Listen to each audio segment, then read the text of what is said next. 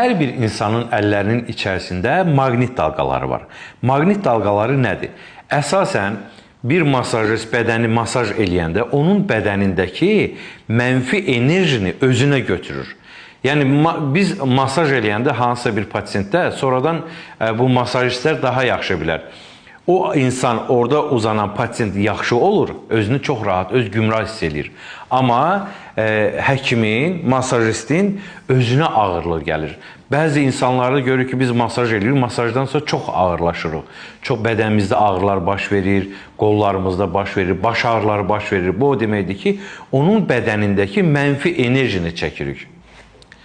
Və bu mənfi enerji nədir? Mənfi enerji insanların bədənində olan günəş şüası ilə ola bilər, gün ərzində yükləndiyi hansısa bir mənfi enerjiden ola bilər.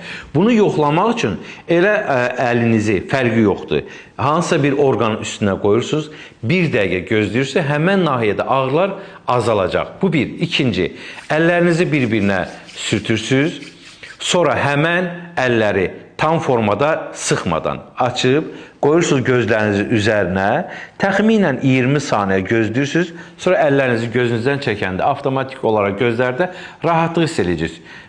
Yadınıza gələr, biz məktəbdə olan vaxtları həmişə ruçkanı sürtürdük başımıza, qızışdırırıq. İndi məndə saç yoxdur, yoxsa qızışdırardım. Sonra qoyuruq hansısa bir kağızın üzərinə, orada kağıza yapışır maqnit kimi.